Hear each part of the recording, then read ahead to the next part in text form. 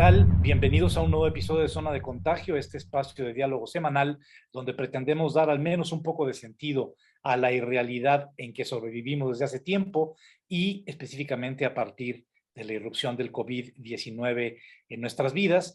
Yo soy Mauricio Montiel Figueiras, estoy, si voy a seguir diciendo, por desgracia, en la Ciudad de México y como cada semana me acompañan mis cómplices contagiosos, Mariana Achi. Achi, ¿eh? Ya te Achí, dije achí, Achi, Achi, Mariana Achi, achí. Mariana H, que sigue, es que me salió porque como sigues en Nairobi, Ya ya le puedo, oculté, ya oculté algunos de los animales, ¿eh? no, Me sí, parecen tanta exposición. sí, igual puedes cambiarlos por una cebra o algo así, ¿no? Sí, Para que por ya, favor. para la semana que entra ya cambias los animales. Espero que la semana que entra tenga regrese a mis Ah, post-its. bueno, sí, que los extrañamos, por cierto, esa pared de post-it que se volvió un clásico. Ahora después vamos a extrañar, o llévate el biombo de Nairobi y pones los post-its y Nairobi para que no extrañemos ni uno ni otro, ¿no? Bueno, y también Ney Fiella, que nos acompaña desde su búnker neoyorquino también como cada semana. Pues ahora, hoy, en este episodio, vamos a hablar de un tema que, pues, a todos los que nos gusta leer por placer, sobre todo, nos atañe directamente a todos los que hacemos libros, a todos los que consumimos libros, y que tiene que ver, por supuesto, con las librerías. Yo quiero empezar con un recuerdo de la época antes del COVID, que tiene que ver con creo que lo había mencionado en algún otro de los episodios, pero bueno, pues ya pasó, con mi efímero paso como ladrón de librerías.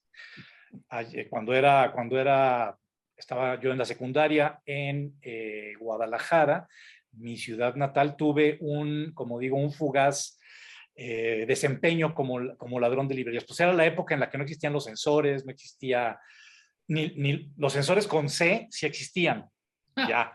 Los sensores con S todavía no existían, entonces era pues relativamente fácil eh, eh, robar libros, ¿no? Y de repente se volvió, por lo menos en el pequeño grupo de amigos con el que me había en la secundaria, como en un reto de a ver quién era el que se podía robar el libro más difícil.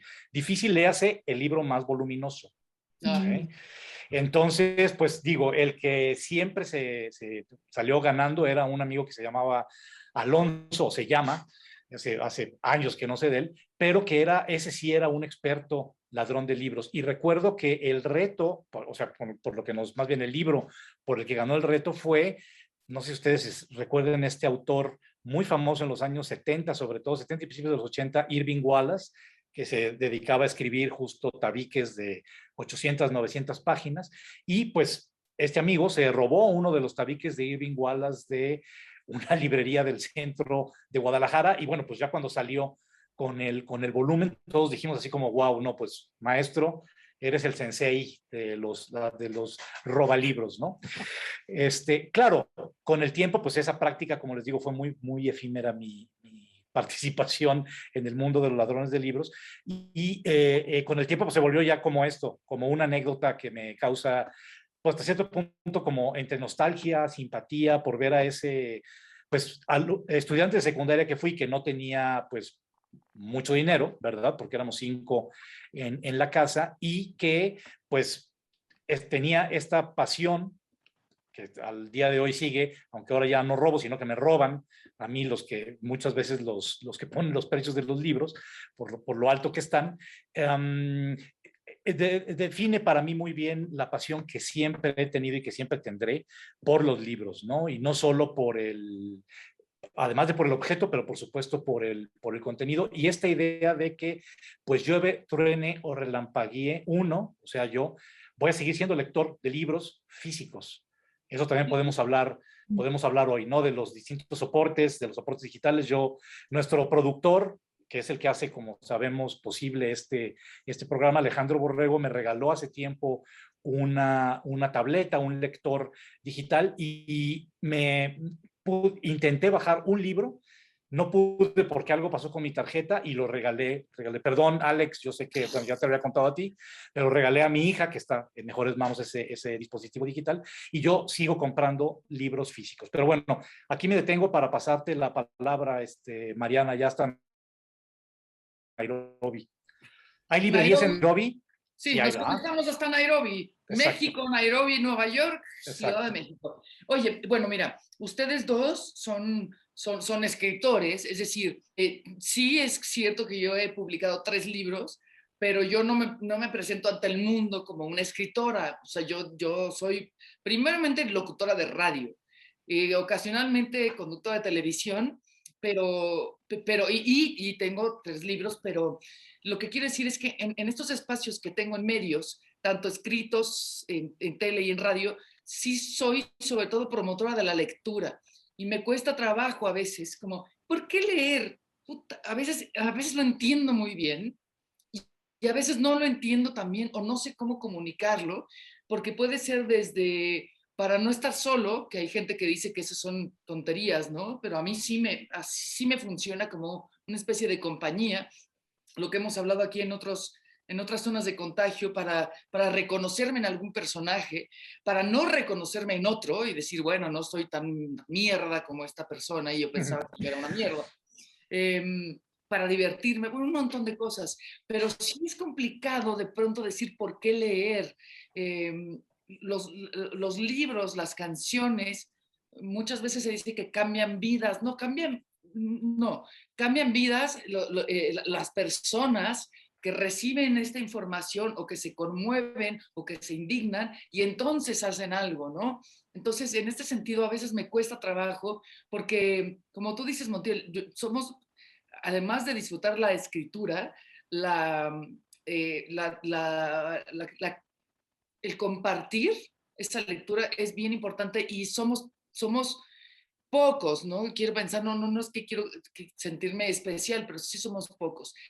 Otra que es muy importante, y eso lo quiero platicar mucho con nuestro invitado, que es uno, el robo de libros, que él tiene una gran historia con respecto a un personaje que robó mucho tiempo libros, pero después he made amends, como se dice en inglés, o se redimió. Y otra figura bien importante, que es el librero. O sea, a mí mucha gente me pregunta, oye, ¿qué libro me recomiendas? A ver, vamos por partes. ¿Qué clase, qué te gusta? ¿Qué escuchas? ¿Qué haces? No, pues de todo, no, güey. A mí me gusta de todo y hago de todo y escucho de todo, a mí No. no me sirve. ¿Qué te gustan las patinetas? Me gustan las plantas, me gusta la mierda, me gustan las drogas, me gusta el rock. Ah, bueno, ahí tenemos un camino. Y eso que lo quiero platicar con nuestro invitado es una figura que existía muy claro en las librerías de antaño, de este librero que dice, oh, ya llegó el joven Montiel, mire, le aparté este que sé que le va a gustar porque habla Para que de no se lo tal, tal, tal robe. y tal. Ya sé que se lo quiere robar joven Montiel, pero ya no se lo va a robar.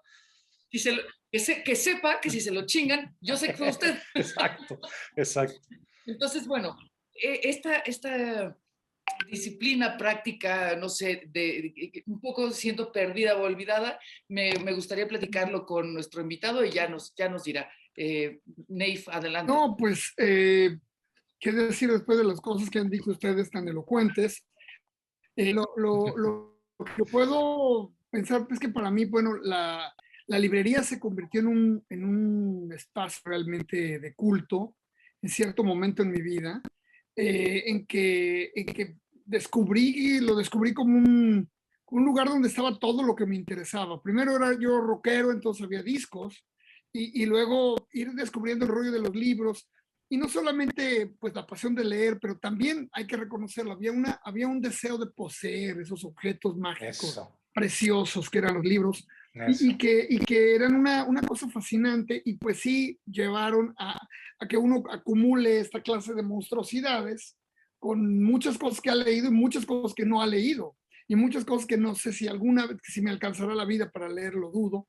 Pero bueno, el libro se va volviendo un objeto de culto y de veneración, pero también de consulta, y muchas veces compras un libro y no sabes qué va a pasar con él, pasa a ser parte de tu colección, va circulando de la mesa de las novedades a la mesita de noche, y luego a la mesa de, bueno, pues quizá al ratito tengo tiempo. Ya, al baño, no te hagas. Luego al baño, exactamente, y luego ya a la biblioteca, pero de repente estás escribiendo sobre algo y dices, puta, yo tengo este libro, no puede ser.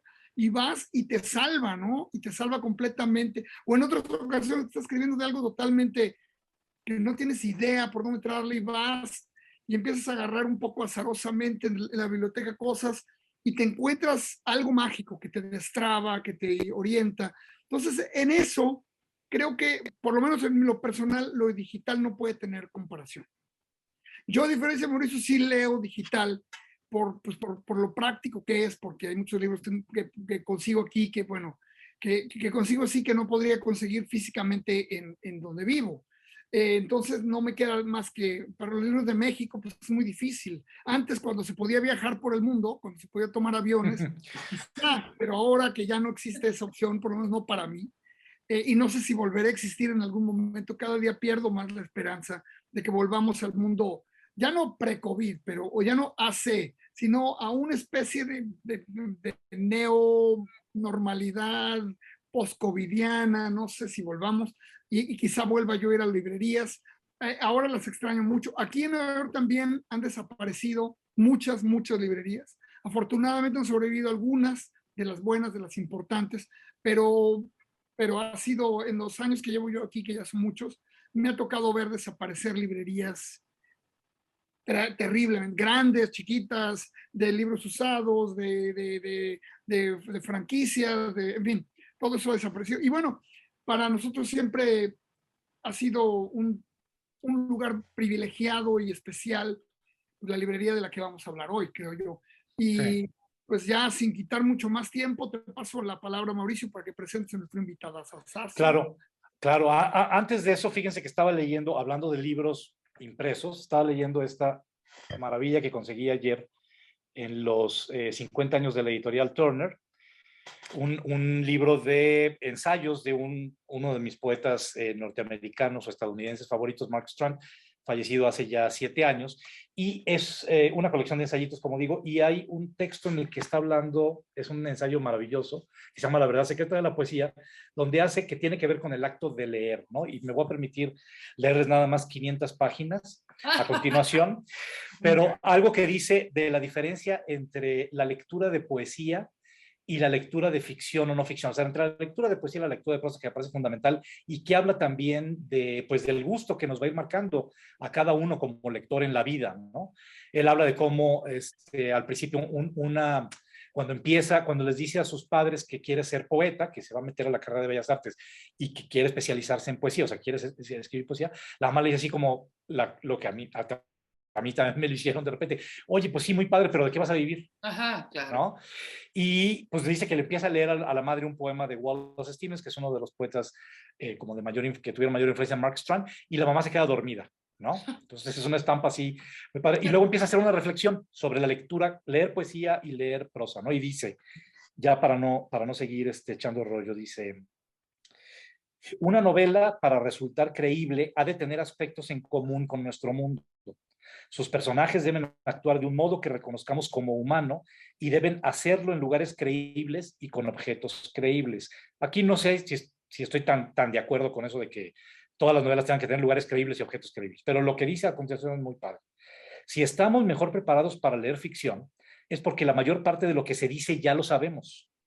En un poema, por el contrario, la mayor parte de lo que se dice no se sabe o es desconocido. El mundo de las cosas o de las experiencias que pudieron originar el poema suele estar diluido en el trasfondo. Es como si el poema reemplazara ese mundo para establecer su propio dominio, afirmándose a sí mismo sobre el mundo extrañamente. Me parece, bueno, de lo mejor que he leído para diferenciar lo que es escribir, o leer, perdón, poesía, de leer ficción o no ficción o prosa, esto, ¿no? Y pues vamos a seguir hablando del amor por los libros, del amor por la lectura, con nuestro gran invitado de hoy, Alberto Achar, que es el director comercial de Librerías Gandhi, pues la cadena de librerías más importante de México, por lo menos para mí, muy cerca, como ya dijo Nate, del corazón, forjadora de muchísimos, de miles de lectores. Y bueno, Beto, pues bienvenido a Zona de Contagio. Gracias por invitarme. Es un placer estar con ustedes, Perdón por Mariana, mi corazo, es Mauricio, que nos aventamos un montón de... Nate. No, por el antecedente ya me di cuenta que nos vamos a divertir un montón. Gracias, Chore, también por invitarme. Pues mira, si quieres, ya que Mariana puso ahí sobre el mantel una anécdota sobre un ladrón de libros, que me Sí. dice que tú tienes, pues si quieres empecemos por ahí, porque yo empecé, para embonar con la anécdota que yo empecé de mi propia experiencia como ladrón de libros, efímera Ya te, experiencia. ya te tenemos, Mauricio, bien identificado desde Deja ese que entonces. vuelvas a pisar ahí. Exacto, Sí. me van a poner, ¿sabes qué? Como en los ATM, como en los cajeros automáticos. Claro. ¿Has visto estas personas? Ahí. Y la cuenta es larga, ¿eh? Y la cuenta que tienes ahí pendiente es larga. Okay. No, mira, creo que hablaba Nate y decía, bueno, las librerías como un espacio, como este templo en donde suceden cosas, este lugar que nos toca y nos transforma la mente y el corazón, este lugar donde nos encontramos. En este lugar suceden muchas cosas y dentro de ese romanticismo hay amores, hay desencuentros, hay peleas, y en este espacio suceden cosas. A Mauricio Achar, fundador de Librerías Gandhi, extrañamente, uno podría decir, pero este personaje soñador y romántico, este niño que se atrevía de repente a soltar ideas infantiles que uno decía estás completamente loco y las llevaba a cabo, como lo fue incluso la creación en su momento de la librería en un contexto bastante complejo. Le gustaba que le roben, es decir, traía esta sensación romántica de el robar libros no es robar, y aunque no lo podía decir abiertamente, pero casi lo provocaba, ¿no? Y entonces, bueno, la historia que en su momento tuve el placer de contarle a Mariana, que me parece que engloba un poco lo que lo dijo hoy Mauricio. Llegó una persona a su oficina y dijo, Mauricio, acabamos de agarrar a una persona que estaba robando. Y en ese momento le dijo Mauricio, bueno, lógicamente no podía expresar abiertamente, quiero que me roben, entren todos. Se mostró molesto con una breve sonrisa de placer y dijo, bueno, que pase, por favor. Y bueno, pues entró un estudiante que le dijo, Mauricio se agarraba la barba y con estas pausas que hacía, le dijo, ¿y por qué me robaste? ¿No? Y él mencionó, mire, señor, voy en el segundo semestre, el tercer semestre de la carrera y la verdad es que no tengo dinero para poder pagar los libros que me estaba robando. Y entonces, bueno, Mauricio hizo una pausa y le dijo, bueno, no te preocupes, vamos a hacer un pacto tú y yo.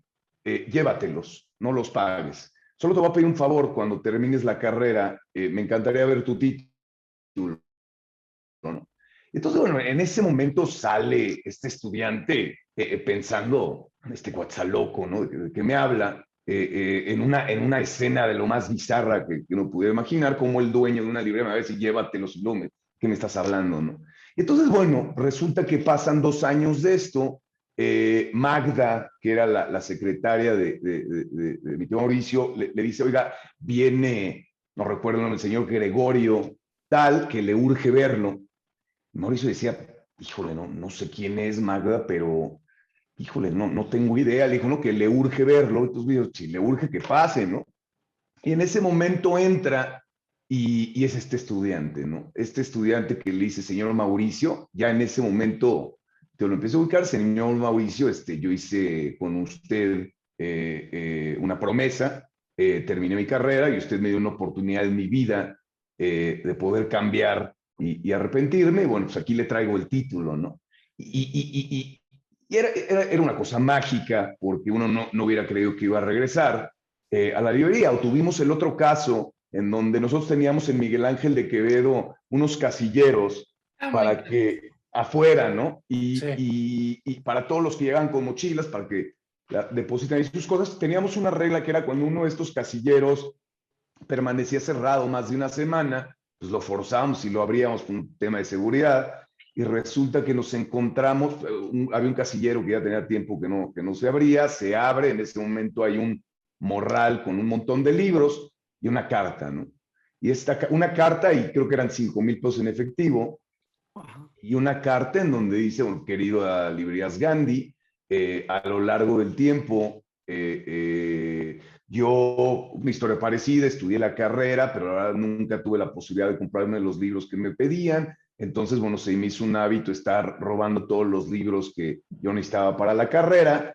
Y quiero decirles que conforme yo fui creciendo y mi conciencia fue cambiando, esta conciencia me estuvo persiguiendo durante años de este acto ilícito que estaba cometiendo. Sin embargo, quiero agradecerles la posibilidad de haber terminado mi carrera con los libros que les robé, y hoy en día que ya tengo estas posibilidades, aquí regreso gran parte de los libros que me robé, así mismo, y hace una ecuación financiera en donde trae a valores presentes todo lo que se había robado, incluso libros con etiquetas que tenía la época en que no habían los 3 ceros.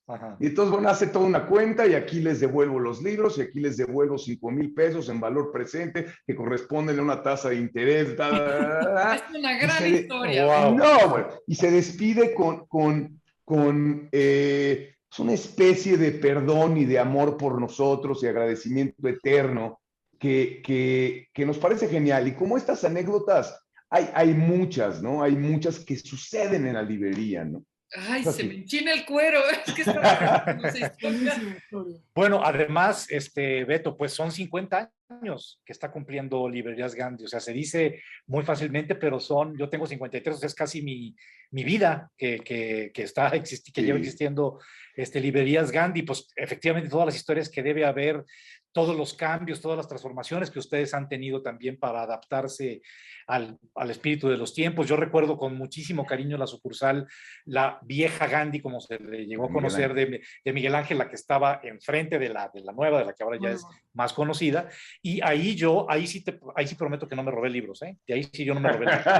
Lo sabemos. Ahí sí yo iba a comprarlos. Y pues también, como Neif hablaba de esto, de cómo las librerías, además de estos templos y de estos lugares, de estos imanes, ¿no?, que atraen a personas por distintas razones, pues también se vuelven puntos de reunión. Yo, cantidad de veces que me quedé de ver con gente ahí en Librerías Gandhi para ver libros y luego pasarnos a comer o al café o lo que fuera, ¿no? Entonces, también esta idea de la librería como una especie de mundo que se construye en torno no solo de los libros, sino de la experiencia de la lectura con todo lo que eso conlleva, ¿no? ¿Por qué no nos platicas un poco de eso?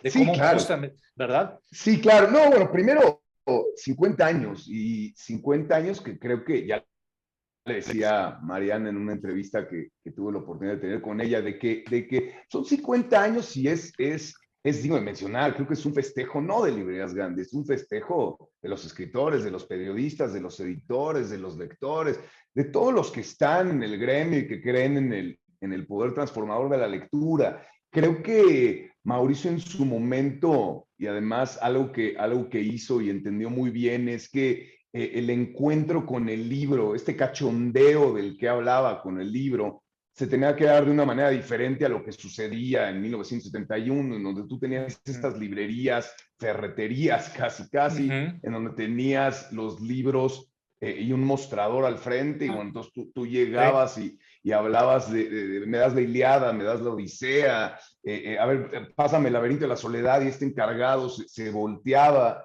y por ahí lo iba a buscar, ¿no? No había este contacto directo, y Mauricio es de los primeros que propician esto, ¿no? Y entonces, bueno, él decía que se les caigan, que los huelan, que los toquen, y no nada más, digamos, poder tener libros muy especiales, porque se iba a grandes ferias por todo el mundo para poder traer cosas que no te encontrabas en ningún lado, sino poder propiciar este espacio, ¿no? Este espacio que inicialmente empezó siendo un lugar de 150 metros cuadrados, en donde no nada más podías estar en contacto directo con los libros, sino una pequeña cafetería en la parte de arriba, en donde se llevaban tertulias, presentaciones, pláticas, obras de teatro en su momento, y en donde, bueno, este espacio se convirtió, lo he dicho anteriormente, en el semillero del pensamiento del sur de la Ciudad de México, en la cueva de los intelectuales, por donde gran parte del pensamiento de la revolución intelectual de nuestro país pasó, ¿no? Pensando en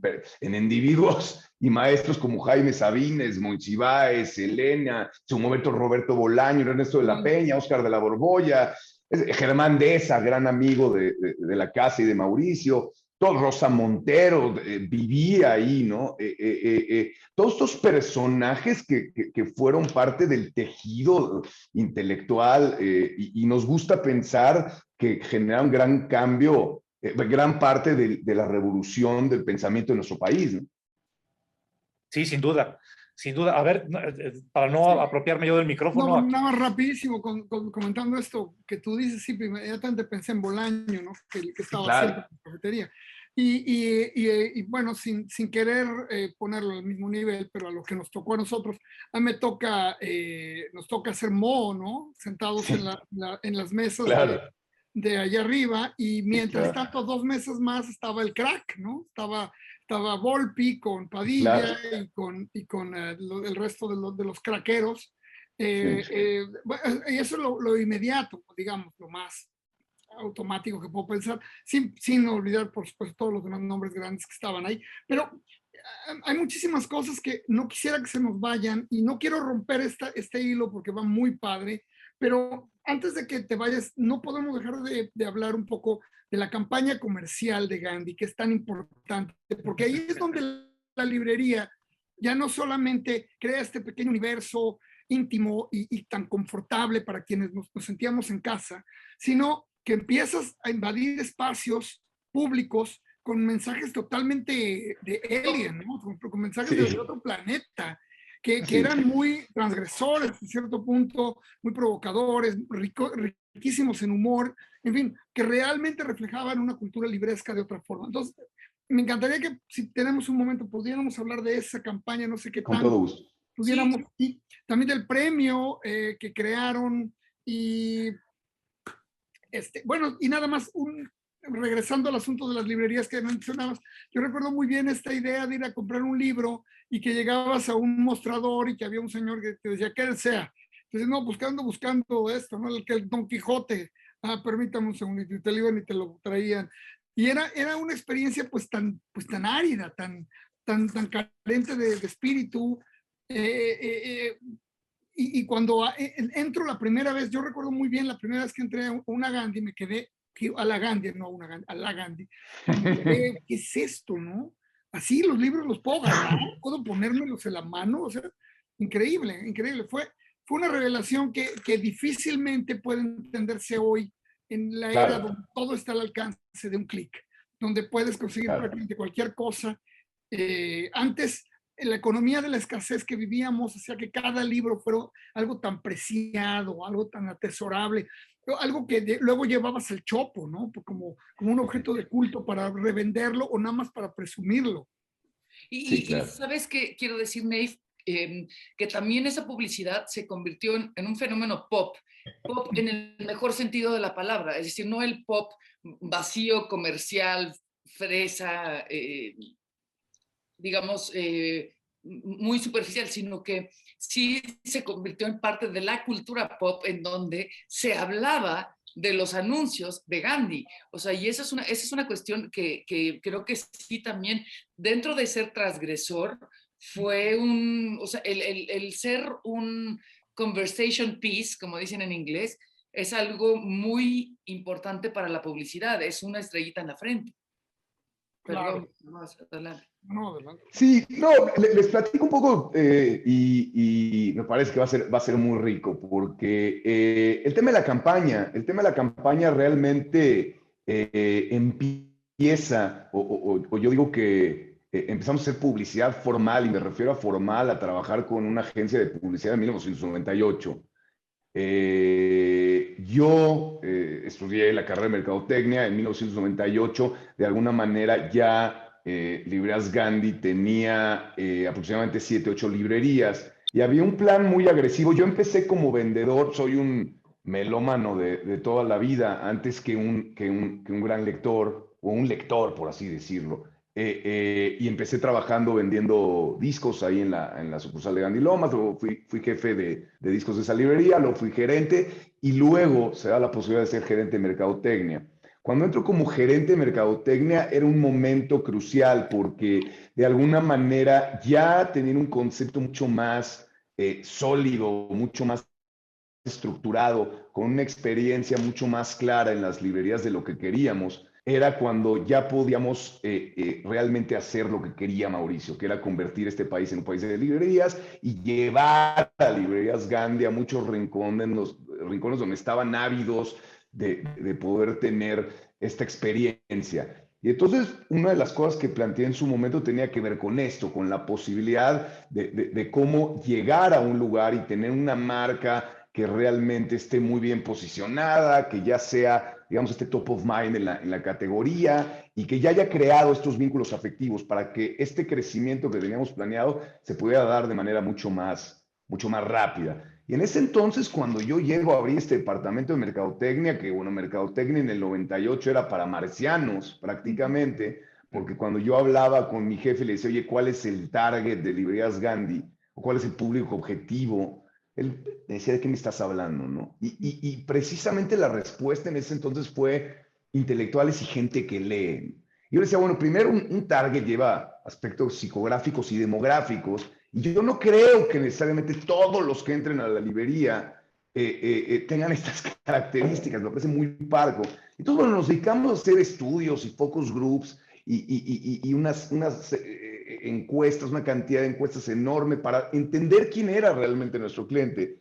Y ahí es donde encontramos un hallazgo increíble, porque en estos grupos de enfoque que hicimos, nos damos cuenta que aunque era una de las marcas más reconocidas en librerías, era una de las marcas más reconocidas para los intelectuales. Cuando nosotros mostrábamos o hablábamos de Librerías Gandhi en frente de un grupo de lectores medios que venían más a Librerías Gandhi por un tema de pasatiempo, por un tema de entretenimiento, por un tema más de estar en contacto con la cultura y con la información, y luego lectores bajos que venían por un libro básicamente por obligaciones escolares y laborales y decían, me das Marketing Management de Philip Kotler porque tengo un examen, Padre Entonces rico, nos damos padre pobre. Claro, ¿no? Y entonces nos dábamos cuenta cuando en su momento empezaron a haber ciertas menciones donde decían, no, híjole, a mí me daba miedo ir a Librerías Gandhi, ¿no? A mí me da miedo ir a Librerías Gandhi. Le decía a la moderadora, ¿por qué? Y él decía, porque imagínate que yo llegue y le diga al vendedor, me das 100 años de soledad de Milán Kundera, y me diga, ¿cómo te atreves, pendejo? Lárgate, ¿no? Este es el templo del saber. Y por ahí decía otra persona, no, hay una gente rara, ¿cómo se llama esta señora de pelo gris, Elena algo? Esos lugares no son para nosotros. Había esta sensación de lejanía, ¿no? Librerías Gandhi muerde. Y entonces, incluso en su momento que empezamos, teníamos una campaña en medios impresos, que era una campaña en donde hablabas de los poetas malditos y en donde hablabas del surrealismo y en donde hablabas de cosas que únicamente un lector podía entender. Nos dimos cuenta que había una posibilidad enorme, yo decía, de democratizar, deselitizar el concepto de la lectura, y no nada más de la lectura, de la marca, ¿no? Le preguntábamos a los que estaban ahí, si Librerías Gandhi estaría sentado al lado de ti, ¿qué características tendría? ¿Cómo sería, no? Entonces lo veían como un viejo sabio de hueva, de estos intelectuales con el que no puedes hablar, de estos, digamos, entes alejados y que no permiten apertura.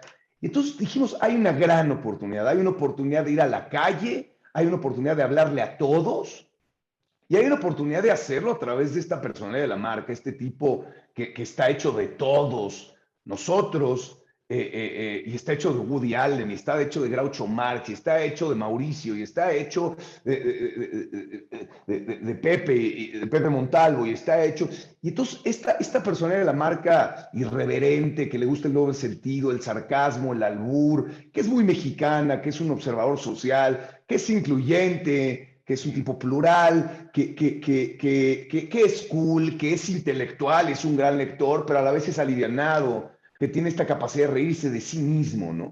Y entonces, a través de esto que dije, es que dijimos, vamos a hablar y vamos a llegarle a todos, y como desde luego nunca hemos tenido un presupuesto tan grande, decidimos que el medio que costo por impacto más nos podía beneficiar eran los espectaculares.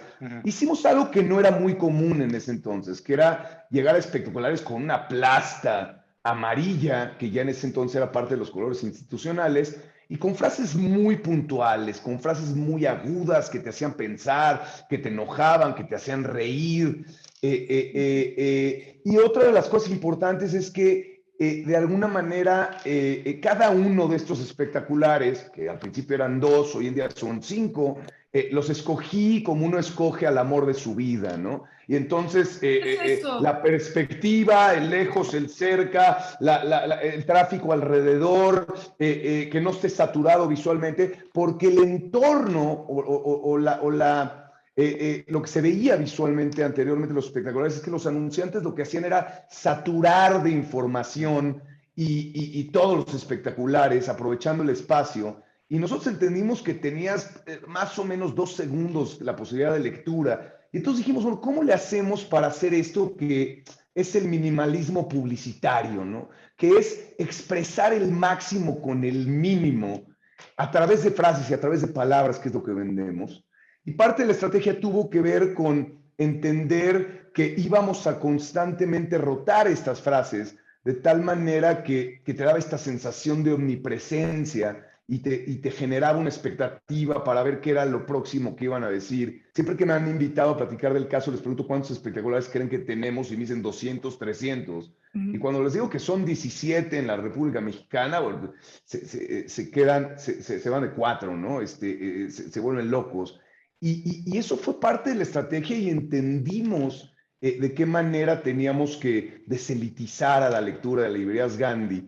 Y de alguna manera nos dio resultados. Ya decía Mariana que es parte del imaginario colectivo, parte de la cultura pop, en donde incluso ya en la época digital la gente toma la marca como portavoz para llevarlo a su bandera y a su lucha, y entonces te pueden hablar de fútbol o de política o criticar a algún artista. Y entonces quiere decir que de alguna manera tocaste fibras sensibles, de alguna manera generaste vínculos afectivos y estás ahí muy presente, ¿no?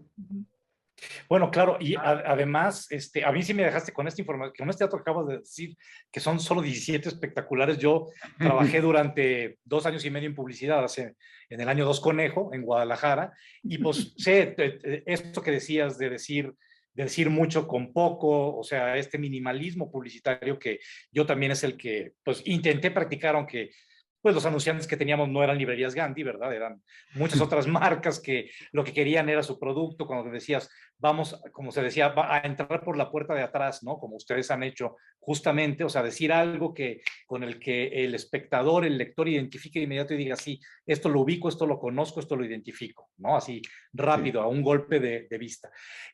Bueno, pues esto sí es un dato impresionante. O sea, 17 espectaculares quiere decir que esta campaña rotativa pues les ha dado efectivamente muchos muy buenos resultados, ¿no? Yo me quisiera ir ahora al panorama que han visto ustedes, que has visto tú desde las librerías con la pandemia, que es un tema también sumamente importante que nos preocupa y que nos atañe a todos los que amamos la lectura y los libros. Uno, eso, cómo han visto este panorama pandémico desde el año 2020, y si tienes algún atisbo de lo que va a poder ser salir de esta especie de impasse, de agujero negro, en el que siento que sí cayó el negocio de las librerías. Sí, desde luego. Era complicado. Sí, claro, claro. Mira, bueno, somos uno de los, empezando por el dato, somos uno de los países que tiene el menor número de librerías por habitantes. Hablamos acá en México de 1,100 puntos de venta, más o menos, de los cuales aproximadamente 723 son librerías tradicionales. Con 120 y tantos millones de habitantes. Ya había platicado, creo que también con Mariana de esto, hablando de Argentina, que Buenos Aires es una de las capitales que tiene mayor número de librerías en el mundo, hablando de 900, pero Argentina nada más tiene 2,000 librerías con 40 y tantos millones. En el caso de España, con más de 4,000 librerías y 40 y tantos millones de habitantes. Entonces, no es, digamos, de entrada un negocio, desde luego, un negocio fácil. Desde luego, hay lectores, no tantos como los que realmente quisiéramos. Y en ese sentido, bueno, ya ha sido un negocio bastante, con muchas vicisitudes a lo largo del tiempo y que no necesariamente se le percibe como parte del patrimonio cultural, ¿no? Estos espacios de cambio, estos espacios que realmente generan individuos mucho más conscientes y libres. A diferencia de países como en Francia, en donde son parte de este patrimonio cultural, en donde hay incentivos constantes para las librerías, en donde entienden a las librerías como parte fundamental del desarrollo social. Y bueno, desde la CANIEM, desde la ALMAC, hemos tratado, todos los que estamos en el gremio somos tercos y hemos tratado de llevar el tema de las librerías y de hacerlas crecer y de pelear por diferentes incentivos y leyes. Y desde luego, bueno, se viene la pandemia, ¿no? En ese contexto histórico se viene la pandemia, en donde estás hablando de caídas en el gremio de más del 30%, en donde hay, desde que empezamos, aproximadamente 4 o 5 meses en que estuvieron completamente cerradas. Y yo te diría, no nada más hablando de las librerías, hablando de todas las cadenas de venta al menudeo, ¿no? En donde requieres de tráficos, y cuando de repente te das cuenta que el tráfico en las librerías se cae en un 40-50% de lo que tenías anteriormente, bueno, pues es una época, ya se ha dicho esta palabra, pero de resiliencia, ¿no? Es una época de solidaridad en el gremio, es una época de introspección en donde de alguna manera volteamos a ver nuestra estructura y ver de qué manera sobrevivimos, ¿no? De qué manera seguimos ahí de pie, todos los que estamos en el gremio y las librerías. Lo tuvimos que hacer, de ver y cómo reestructurar todos estos gastos superfluos que en su momento teníamos, incluso algo que en la historia de Gantin nunca había sucedido, que es reducir el personal, tratar de optimizar la plantilla muchísimo, lo cual fue para nosotros dolorosísimo, porque parte de esta reducción de plantilla tiene que ver con los libreros. Ya hablaban anteriormente con los libreros, y estos libreros que me parece que son los que hacen realmente la diferencia, ¿no? Todo este mundo mágico de los libros acaba en este escenario que es la librería, en donde está este librero, toma el libro y conecta con el lector, y conecta con el lector en muchos sentidos, emocional, se vuelven cómplices, se vuelven amigos, comparten batallas, comparten amores, y se genera una relación muy íntima, ¿no? El librero se convierte en el terapeuta del lector y viceversa, ¿no? Yo decía, esa relación mágica no puede ser superada por un algoritmo, ¿no? Me parece que la exploración de los libros no puede ser de otra manera. Entonces, bueno, haber tenido que quitar a muchos de estos libreros fue para nosotros muy doloroso. A la vez, creo que ya cuando uno está en toda esta parte jodida, bueno, pues volteas a ver de dónde te agarras. Y hubo una parte, y sigue estando una parte muy positiva, creo que nos solidarizó a todos en el gremio, creo que nos permitió darnos cuenta de cómo tenemos que transformarnos, nos permitió darnos cuenta también, aunque nosotros ya llevábamos un camino andado en el tema del comercio electrónico desde 1996, julio del 96, fuimos la primera página de venta de libros en Internet en México, a entender muchas cosas para las que no estábamos preparadas, ¿no? Como en el momento en que la demanda sube 300% en línea. Bueno, pues que tanto estábamos preparados para eso en nuestro centro de distribución, y aunque nosotros de alguna manera estábamos relativamente preparados, tuvimos que acelerar muchos procesos de omnicanalidad, de logística, de front-end, de back-end, de todo lo que hacíamos en el canal de comercio electrónico, que de ser el 8%, hoy en día es ya el 16-17% de la venta, y de alguna manera de reinventarnos con eventos virtuales en los cuales incluso Mariana ha participado, y grandes escritores, y cambiar a este formato. Llevamos más de 600 eventos virtuales, y entender la manera en que tenemos que llegar al lector, ¿no? Creo que algo que nos permitió y nosotros entendimos muy bien es las alianzas, en esta idea de que el libro se te caiga y esté presente en todos lados. Pues hemos probado de todo, llámese desde la plataforma de comercio electrónico en el 96 hasta en su momento, hoy en día, con el formato del libro electrónico, que en 2009 sacamos nuestra primera plataforma, y hoy en día es una plataforma mucho más robusta, con una experiencia maravillosa y más de 5 millones de títulos. En su momento probamos la posibilidad de vender a través de máquinas expendedoras, que lamentablemente no nos funcionó. Pero algo que hicimos bien es que nos aliamos con Walmart en su momento y Palacio de Hierro. Hoy en día Gandhi está presente en más de 280 Walmarts y Palacios de Hierro en 12, lo cual nos permitió crecer y llegar mucho más rápido a lugares donde todavía no estábamos presentes. Y en esta pandemia, puntualmente, esos canales nos permitieron soportar la caída tan grande que tuvimos en las librerías, ¿no? Y seguir de pie. Creo que para todos fue así.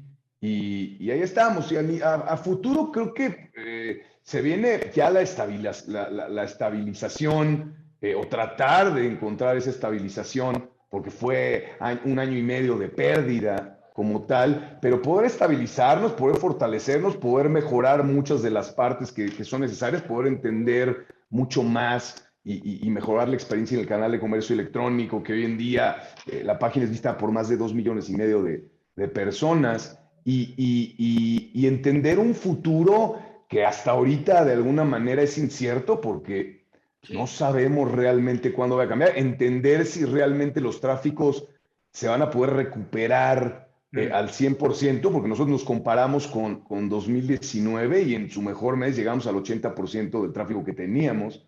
Y hoy en día otra vez volvió a caer al 60-65% del tráfico que teníamos. Entonces, bueno, es eso, entender si las librerías se van a tener que transformar y vamos a llegar a los mismos tráficos de antes o no, entender qué necesidades adicionales tiene el lector. Lo que sí es evidente y para nosotros ya desde hace tiempo teníamos claro, ¿no? Cuando surge este fenómeno del libro electrónico, que creíamos que de alguna manera podían desaparecer las librerías, y bueno, con la noticia de que Borders cerraba, y si uno no entendía y leía bien el caso de Borders, uno decía, bueno, si ellos se fueron al carajo por el tema del libro electrónico, ahí van todos para allá. Pero habría que entender todas las razones por las cuales se aparece Borders, y no tenía que ver con el libro electrónico. Incluso hoy en día esos crecimientos del libro electrónico, que en México representan el 3% del mercado, ya no necesariamente son como antes. Nosotros estamos para llevar al lector el contenido, que él decida dónde y en qué formato lo quiere. Ya tenemos también audiolibros.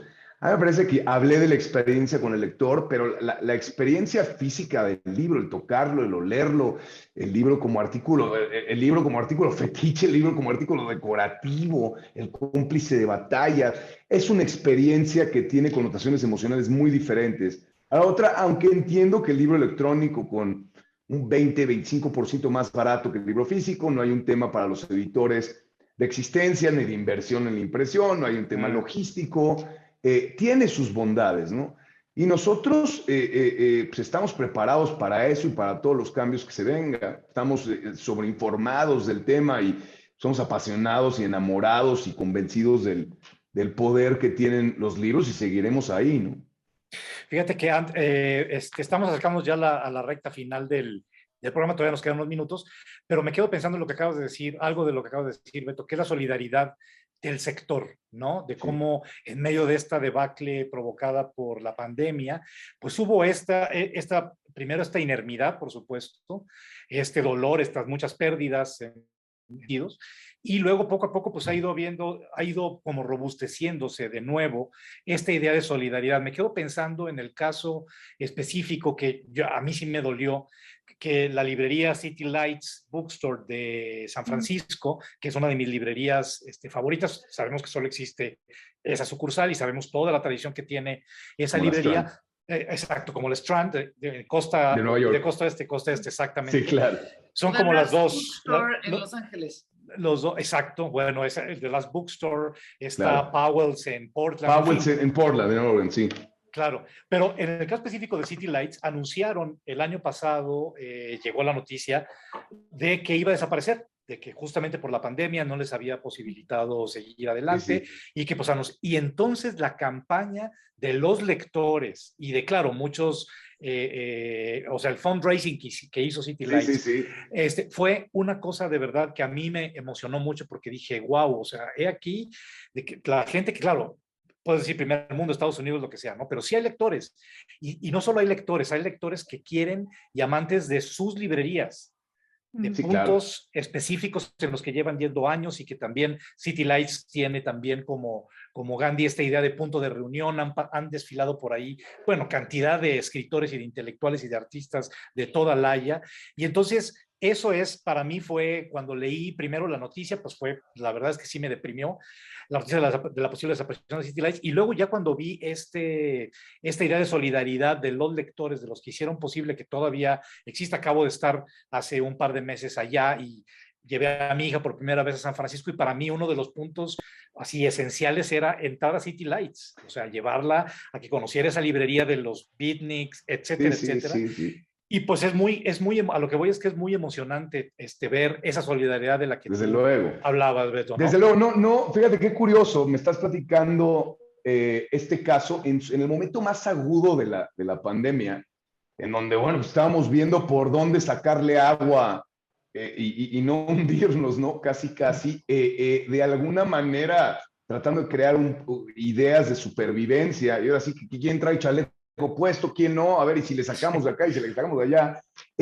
Me mandaron el caso, lo seguí de cerca, me lo mandó el director general, y yo en el fondo dije, ya estamos ahí, pero era algo maravilloso ver la solidaridad que había de la gente y cómo ese lugar es de ellos, las librerías son de los lectores, y tuvimos oportunidad de vivir algo parecido, porque dentro de las bajas que hubo en el tema de la pandemia tuvo que ver con esta librería, con la primera librería de Miguel Ángel de Quevedo, la librería de Miguel Ángel de Quevedo, que fue la primera que abrimos, esta de 150 metros cuadrados, que se convirtió, cuando le pusimos a la librería Mauricio Achar enfrente, se convirtió en un lugar que se llama Gandhi Oportunidades, en donde encontrabas puros libros de saldo, pero ahí es donde empezó la historia. Una librería que en los últimos años no había sido realmente rentable, pero la manteníamos básicamente porque ahí sucedió todo. Y entonces cuando dijimos, mira, tenemos que reestructurar los gastos y tenemos que cerrar esa librería para convertirla en oficinas y desde ahí poder aprovechar el espacio y seguir trabajando. Bueno, cuando la noticia salió, ha sido de las noticias más publicadas en la historia de Librerías Gandhi. Hicimos una venta de remate con el 50% de todo lo que teníamos allá adentro. A partir de que salió la noticia en todos los medios, tuvimos filas como en los mejores tiempos de gente que se acercó a la librería. Y era increíble ver de qué manera a través de un negocio tan noble tocaste la vida de la gente, porque estando ahí pusimos un libro para que la gente nos cuente todas las experiencias que vivieron ahí. Tuve la oportunidad de estar ahí presente, en donde había gente que me decía, aquí conocí al amor de mi vida y a través del libro de los amores ridículos encontré y mi novia y yo compartimos a Hermann Hesse y fue un momento mágico y la muerte de Iván Ilich cambió mi vida. Y recuerdo que cuando yo vine me encontré a Oscar de la Borbolla que me contó tal, yo estaba en una depresión total, y ver que realmente tocaste corazones y mentes de esa manera y que ese amor por este espacio mágico y lo que le pudiste dar como empresa, como marca, y lo que pudiste transformar las vidas de todos los que estaban ahí, es mágico. Entonces una sensación medio agridulce, porque por un lado, para nosotros cerrar una librería es un sacrilegio, ¿no? Creo que hemos cerrado 3 a lo largo de la historia, de 43 librerías que tenemos, y ha sido para nosotros un drama total, ¿no?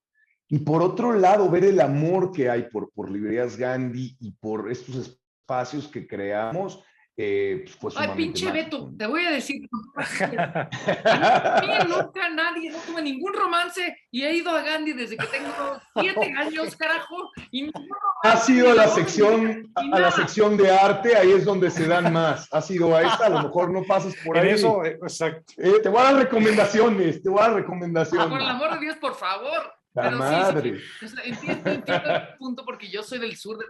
Puro desamor, puro desamor. No, Qué horror. para terminar mi participación, yo he vivido todo el tiempo, toda mi vida, salvo un par de ocasiones en Coyoacán. Yo estudié en la Academia de Ballet de Coyoacán, en el Instituto de Cultura Italiana, iba a Gandhi todo el tiempo, viví en Miguel Ángel de Quevedo muchos años, ahora regresé después de muchos años, y sí es una es un lugar muy especial, con un perfil muy especial, y sí, para toda la gente que hizo escándalo de, una institución se fue para abajo, no, hubo un cambio, está bien, pero en la esencia no se va ni de la que era la Gandhi que íbamos todos, a la Mauricio Char que está enfrente. Yo creo que sigue teniendo esa esencia, y entonces yo nada más digo, lo celebro porque ha sido algo, una constante en cuanto a atención, en cuanto a oferta, en cuanto a publicidad, y en cuanto a un lugar que llegas a sentarte a tomarte un café. Hijo, ya es hora que hablan el bar, Mauricio. Digo, Beto, un barecito, no, digo, no unos whisky, pero un tintito. Ya estamos en eso, ya estamos en eso. Muy Gracias bien. por todo a ti y a todos. Gracias, Mariana. Ya sabes Sí. que los Nate, queremos mucho. Sí, Nate, oye, nada más, yo sé Sí. que queda muy poco tiempo, pero fíjate que se me quedaron dos, de lo que ustedes han dicho, se me quedan dos contraejemplos que me gustaría mencionar. Hablaste de City Lights y de esta empresa benemérita, y ustedes mencionaban como el equivalente a Strand, Ujú. Sí. que sí, es esta enorme Sí. librería de Nueva York. Que Voy a fue prender la luz, esta- perdón, perdón, Yo los también escucho, me los pedí escucho. un poco, perdón, esta para librería la luz. enorme que tiene también un gran legado, una importancia fenomenal, aunque nunca tuvo café y no tendrá por alguna razón Alcohol. que me parece inexplicable. Tienen tienen todo un edificio y no. Pero cuando empezó la pandemia, entonces anunciaron, no, estamos en una crisis, vamos a tronar. Entonces va a ser el fin. La heredera, que es la dueña Claro. ahora, dijo, vamos a tronar. Y entonces también, igual que San Francisco, la gente se unió para decir, Sí. no, vamos a salvar Strand. Strand representa todo esto para nosotros. Y de repente algún curioso se puso a ver las inversiones de esta heredera y se pone a ver que ha invertido cientos de millones de dólares en Amazon. Entonces tú te quedas, fue una voltereta, decir, pero esto es una mega traición. Sí, O sea, sí. ¿cómo puede ser que la gran librería que estamos defendiendo en realidad está confiando en Amazon primero que en lo que tiene? Esa es una.